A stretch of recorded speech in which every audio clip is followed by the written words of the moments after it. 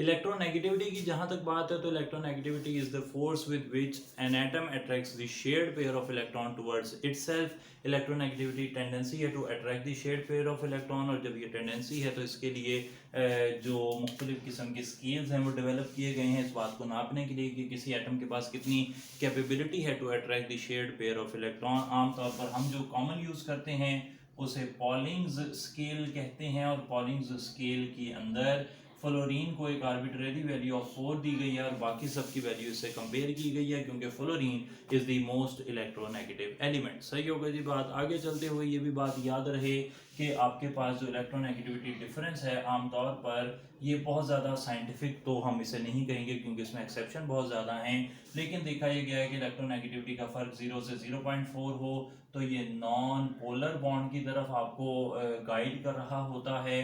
अगर 0.5 से 1.7 का डिफरेंस हो तो बॉन्ड पोलर होने के चांसेस बड़े ज़्यादा हैं, और अगर 1.7 से ज़्यादा डिफरेंस हो तो बॉन्ड के आयोनिक होने के इम्कान ज़्यादा हैं। जैसा कि मैंने कहा कि इसमें बहुत ज़्यादा प्रोबेबिलिटी है कि ऐसा ना भी हो, लेकिन आमतौर पर ऐसा ही माना जाता है। सही जनाब। इसके बाद एक और स्केल की बात करें तो वो मिलीकेन्स स्केल है, और मिलीकेन्स स्केल के अंदर भी कोशिश की गई है कि आपको जो इलेक्ट्रोनेगेटिविटी है उसे नापा जाए। और एक और तीसरा जो नाम है वो है एलर्ड रोशो का। एलर्ड रोशो ने एक इलेक्ट्रोस्टैटिक अप्रोच पेश की है जो कि बड़ी अच्छी है, नई है, और उससे ना वो कुछ इन्फॉर्मेशन दे रहा है, कुछ about understanding of an atom उसके बारे में हमें बता रहा है।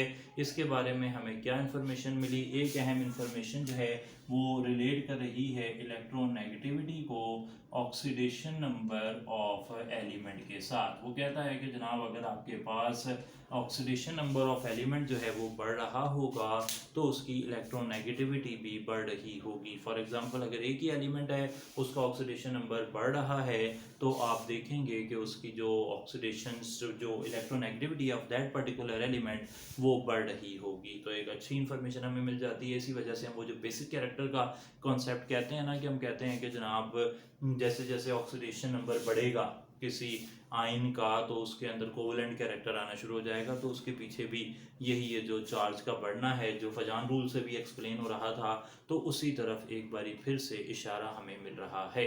सही हो गई जी बात। एक और बात पता लगी कि इलेक्ट्रोनेगेटिविटी डिफरेंस जो है वो बढ़ने से आयोनिक कैरेक्टर जो है ना, फॉर एग्जांपल यहाँ पर उसने एक्सप्लेन किया है कि आपके पास एक ही फॉर एग्जांपल सिल्वर ही है एज कैटाइन, और सिल्वर ना मुख्तलिफ किस्म की चीज़ों से मिल रहा है।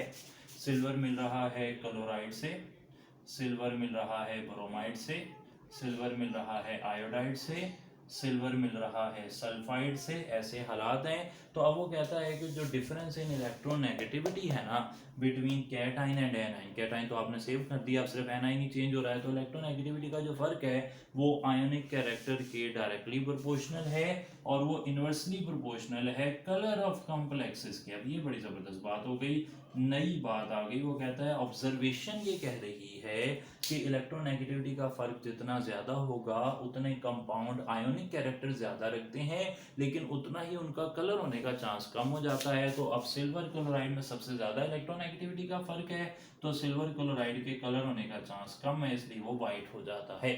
सिल्वर ब्रोमाइड में आयनिक कैरेक्टर और कम है तो ये पेल येलो हो जाता है, और सिल्वर आयोडाइड वो ब्राइट येलो होता है, आयोनिक कैरेक्टर कम होता जा रहा है और कलर बढ़ता जा रहा है। सिल्वर सल्फाइड में वो कहता है सिर्फ 4% कैरेक्टर है, और जनाब सिल्वर सल्फाइड ब्लैक है।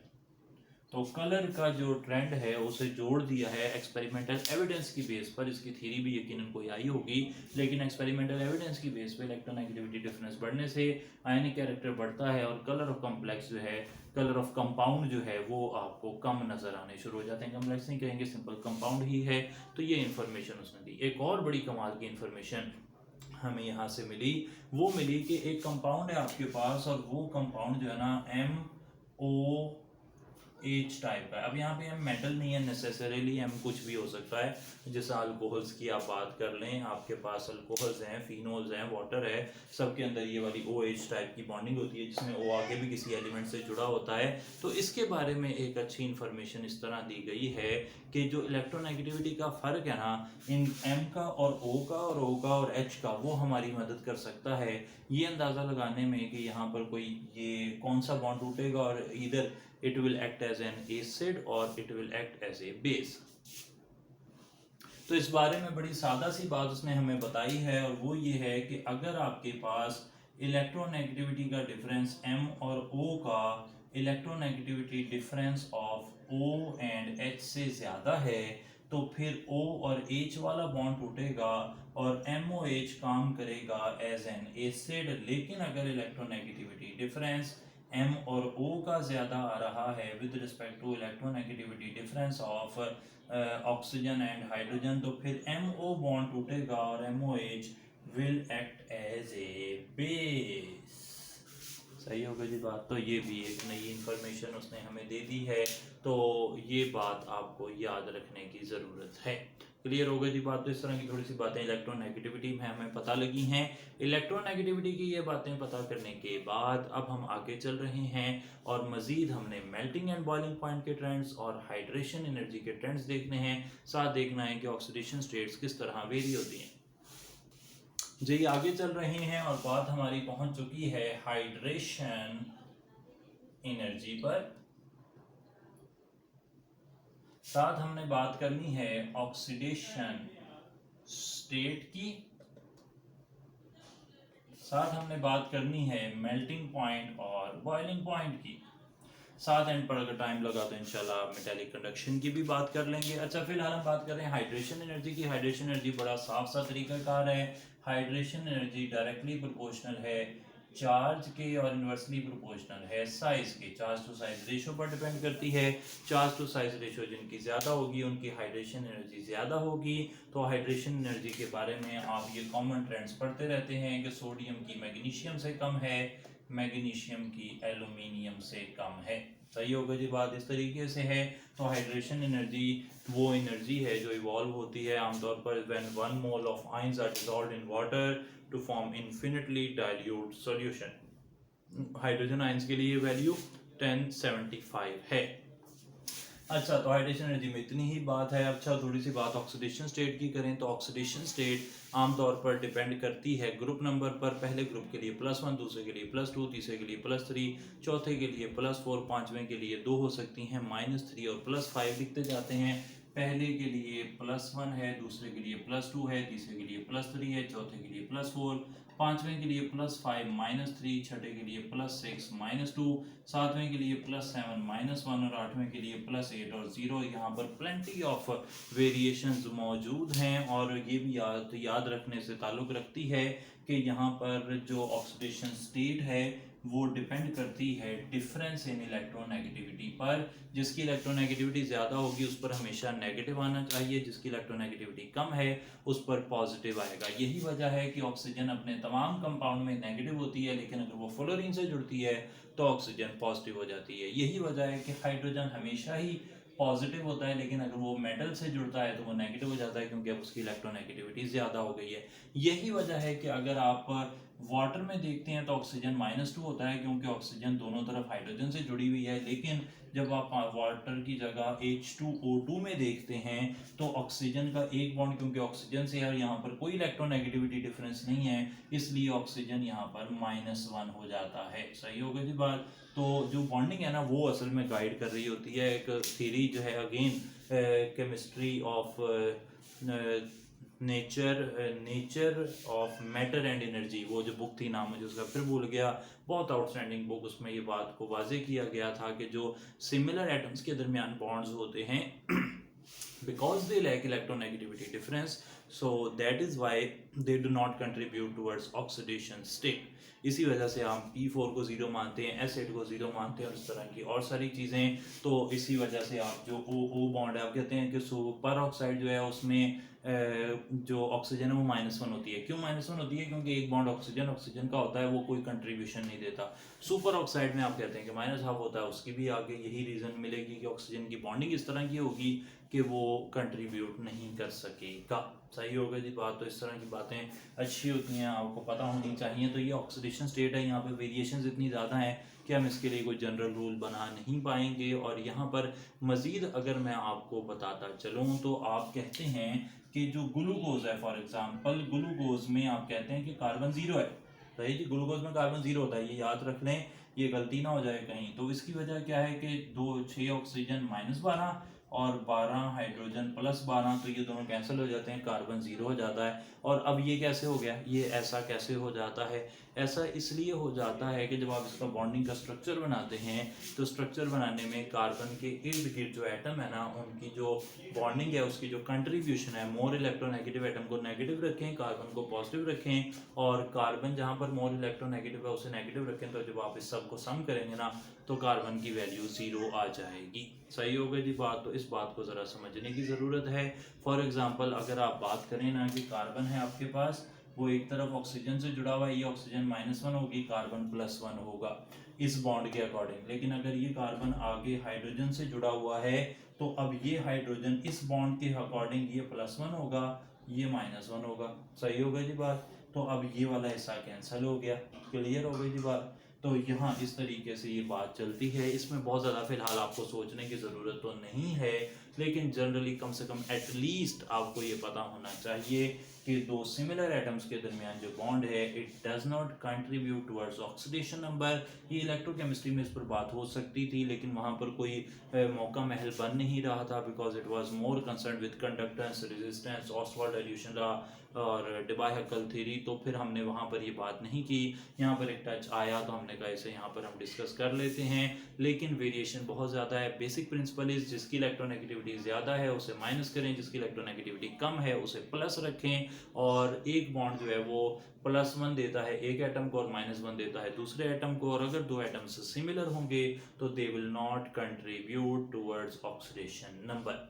सही हो गई जी बात। तो ये सारी बातें ऑक्सीडेशन स्टेट के बारे में थी। अब हम आगे चल रहे हैं मेल्टिंग और बॉइलिंग पॉइंट की तरफ। मेल्टिंग और बॉइलिंग पॉइंट कुछ ऐसी प्रॉपर्टी है जिसकी ग्रुप में वेरिएशन एक से ज़्यादा तरह की होती है और पीरियड में भी वेरिएशन एक से ज़्यादा तरह की होती है। तो अगर हम ग्रुप की बात करें तो ग्रुप में जो मेटल्स के ग्रुप हैं उनके लिए वेरिएशन ये है कि डाउन द ग्रुप मेल्टिंग और बॉइलिंग पॉइंट डिक्रीज होते हैं, क्योंकि दे आर ऑल सॉलिड्स, और सॉलिड्स की जो पैकिंग होती है विद इंक्रीज इन साइज वो लूज हो जाती है। और पैकिंग लूज होने की वजह से मेल्टिंग पॉइंट जो है, मेल्टिंग पॉइंट पर्टिकुलरली वो तो डाउन दी ग्रुप डिक्रीज होते हैं और बड़े साइज के एटम जो हैं वो बॉयल भी जल्दी हो जाते हैं। सही हो गया जी बात। मेटल्स के लिए ये ट्रेंड आ गया। इसके मुकाबले में नॉन मेटल्स जो हैं, सेवंथ ग्रुप की अगर मैं बात करूं तो सेवंथ ग्रुप में डाउन दी ग्रुप ये इंक्रीज करते हैं। मेल्टिंग और बॉइलिंग पॉइंट बड़ी साफ रीजन है कि साइज इंक्रीज कर रहा है और साइज इंक्रीज करने से पोलराइजेबिलिटी इंक्रीज कर रही है, जिसकी बात हमने लंदन डिस्पर्शन फोर्सेस में ऑलरेडी की हुई है। तो मेटल्स के अंदर क्योंकि पोलराइजेबिलिटी होती नहीं, इसलिए वहाँ पर तो साइज बड़ा होने से जो पैकिंग है वो लूज हो रही है, जबकि नॉन मेटल्स के अंदर जो है वो पोलराइजेबिलिटी बढ़ ही होती है, जिसकी वजह से साइज बढ़ जाता है। और साइज बढ़ता है उससे पोलराइजेबिलिटी बढ़ती है, मेल्टिंग बॉइलिंग पॉइंट बढ़ जाते हैं। अब आ जाते हैं, अगर हम पीरियड की बात करें तो मैंने कहा जिस तरह मेल्टिंग बॉइलिंग पॉइंट का ट्रेंड ग्रुप में भी दो तरह का है और पीरियड में भी दो तरह का है। तो पीरियड में ये देखा गया है कि पीरियड के अंदर जो एलिमेंट्स हैं उनमें 1A 2A 3A और 4A तक जाते हुए मेल्टिंग और बॉइलिंग पॉइंट इंक्रीज करते हैं। और इसकी वजह है कि नंबर ऑफ बाइंडिंग इलेक्ट्रॉन्स जो कर रहे हैं आपस में बॉन्डिंग वो बढ़ते जा रहे हैं। सोडियम में 1 है, मैग्नीशियम में 2 है, एल्यूमिनियम में 3 है, सिलिकॉन में 4 हैं। लेकिन इसके बाद जैसे ही आप पांचवें ग्रुप की तरफ जाते हैं तो पांचवें, छठे और सातवें ग्रुप के अंदर ये सब के सब जो ना, ये पहले वाले 4 किस तरह पाए जाते हैं, इधर दे आर मेटेलिक सॉलिड्स और दे आर कोवलेंट सॉलिड्स। लेकिन पांचवें, छठे, सातवें वाले जो हैं वो आमतौर पर they exist as molecular solids, और मॉलिक्यूलर सॉलिड्स में होती हैं there are weak van der Waals forces और वैंडरवाल्स फोर्सेस वीक होने की वजह से वहाँ पर फिर क्या होता है, मेल्टिंग बॉइलिंग पॉइंट कम हो जाते हैं। और यहाँ पर स्पेसिफिकली किताब में ये तो मैंने बता दिया, आपके पास जो एफएससी की बुक है उसमें सिर्फ इतना लिखा हुआ है कि lighter members exist as small diatomic molecules. तो लाइटर गैसेस के लिए सेकंड पीरियड के लिए तो ठीक है, lithium, beryllium, boron, carbon, nitrogen, oxygen, fluorine, ये तीनों गैसेस हैं। तो सेकंड पीरियड में गैसेस होने की वजह से, स्मॉल मॉलिक्यूल्स होने की वजह से दे हैव लोअर फोर्सेस। लेकिन अगर थर्ड पीरियड की बात करें, यानी कि sodium, magnesium, aluminium, silicon, phosphorus, sulphur वगैरह, तो उनके अंदर जो मॉलिक्यूलर सॉलिड्स का कंसेप्ट है वो आएगा। फास्फोरस और सल्फर मॉलिक्यूलर सॉलिड्स हैं and they have weaker wander वाल फोर्सेज अमंग देम, जिसकी वजह से वो इस तरह के होते हैं।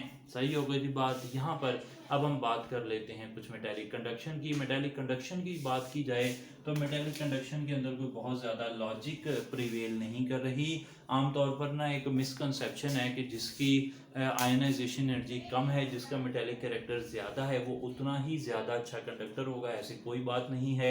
इंटरव्यू में मेरे से बड़ा ज़बरदस्त ये सवाल पूछा गया था इंटरव्यू में, जिसमें मैं सिलेक्ट हुआ अल्लाह के फजल से, बस अल्लाह ने इज़्ज़त रख ली। वो हुआ ये कि उन्होंने मेरे से सवाल पूछा कि जो बैक इन 2015 हालात उसको कुछ और थे।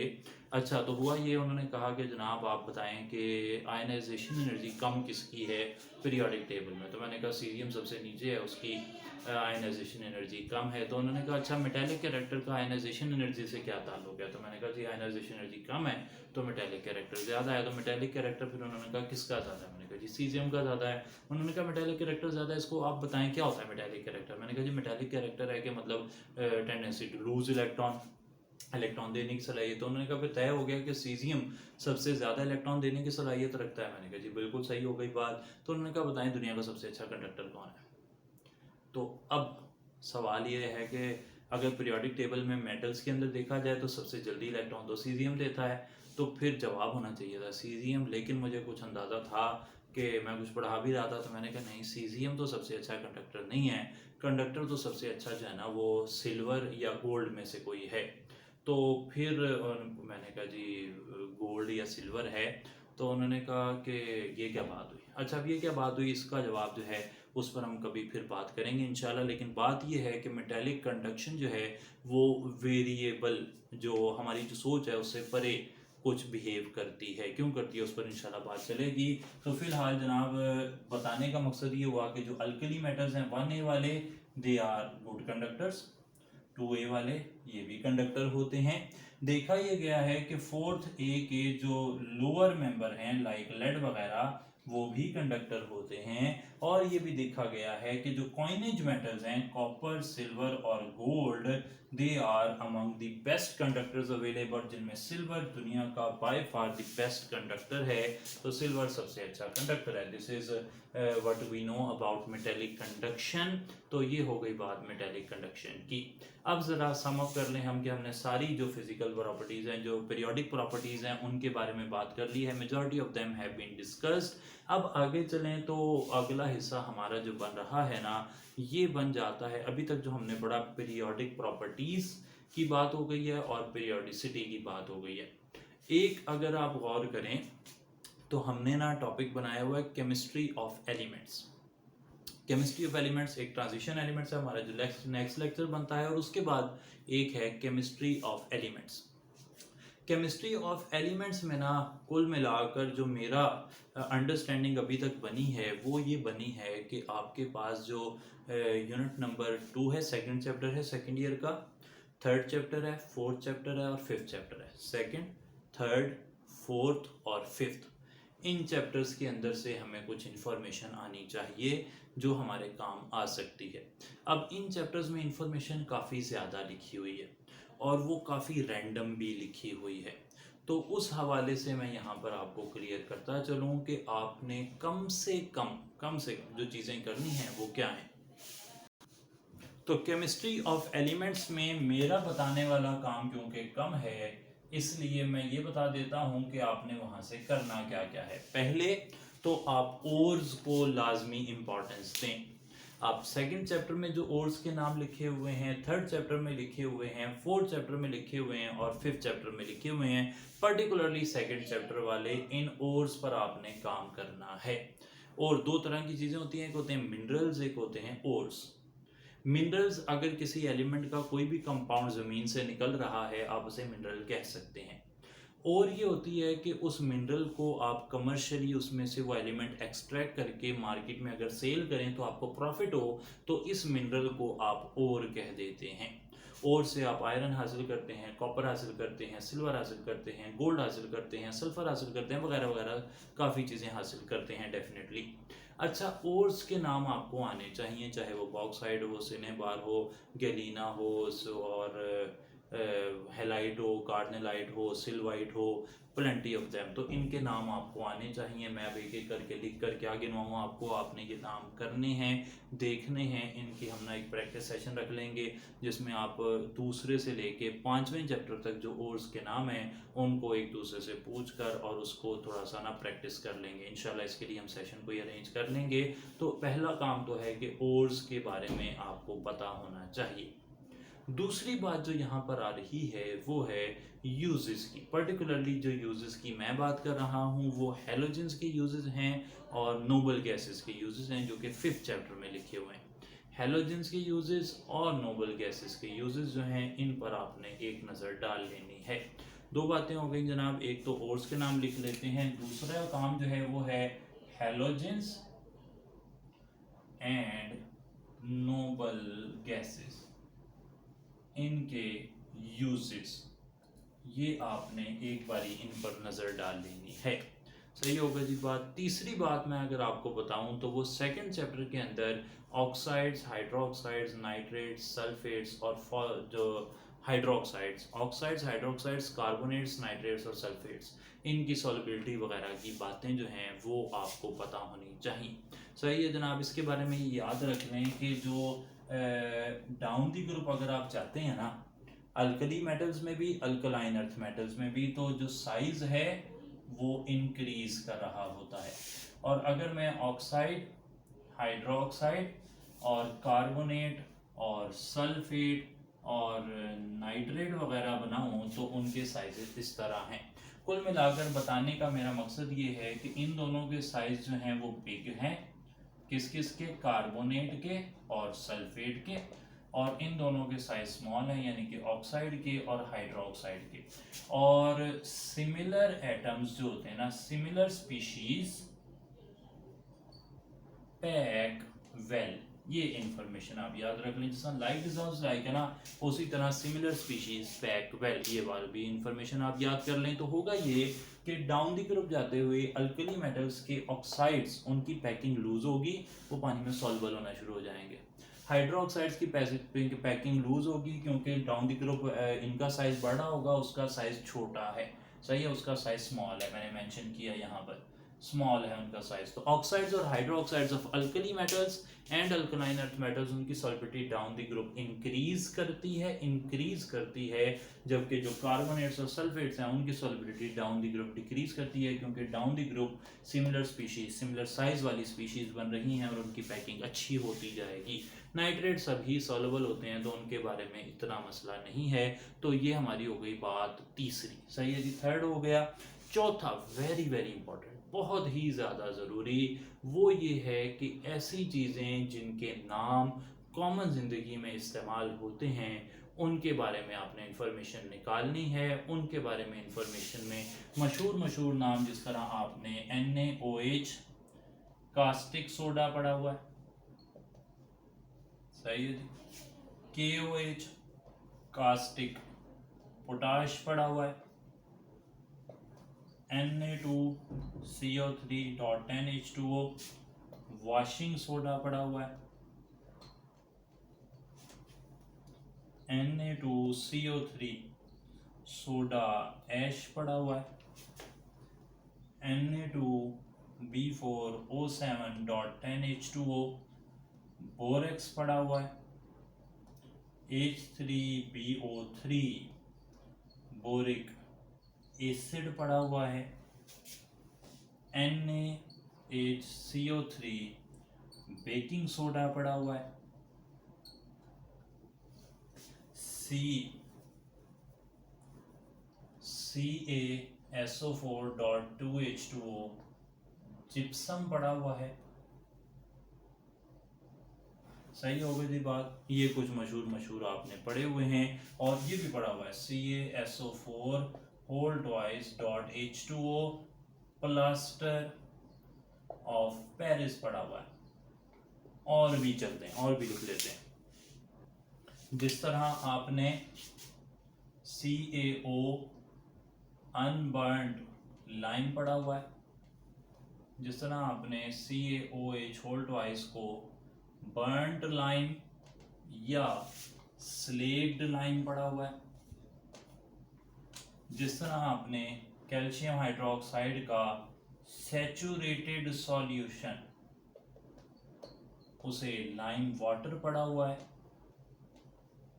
जिस तरह आपने मैग्नीशियम हाइड्रोक्साइड की सस्पेंशन को मिल्क ऑफ मैग्नीशिया पढ़ा हुआ है। तो इस तरह की चीज़ें मैंने काफ़ी सारे जो मेजर मुझे याद थे इस वक्त आ रहे वो मैंने सारे के सारे मेंशन कर दिए हैं। इसके अलावा भी कम से कम कुछ एग्जांपल होंगी। Even acetic acid, glacial acetic acid को विनेगर आप नाम दे रहे हैं, और जो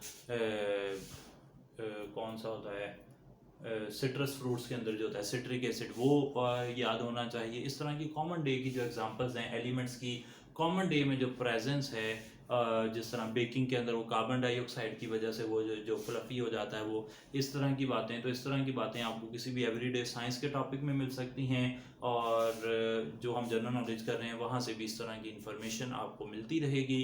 तो ये इन्फॉर्मेशन आपके पास होनी चाहिए। इससे हम उम्मीद कर रहे हैं कि हमारा ये हिस्सा जो है, जिसमें 1-2 सवाल आने के चांस हमें नज़र आ रहे हैं केमिस्ट्री ऑफ एलिमेंट्स के हवाले से, वो हमारे सॉल्व हो सकेंगे। तो आज हमने 2 यूनिट्स फाइनल कर लिए हैं।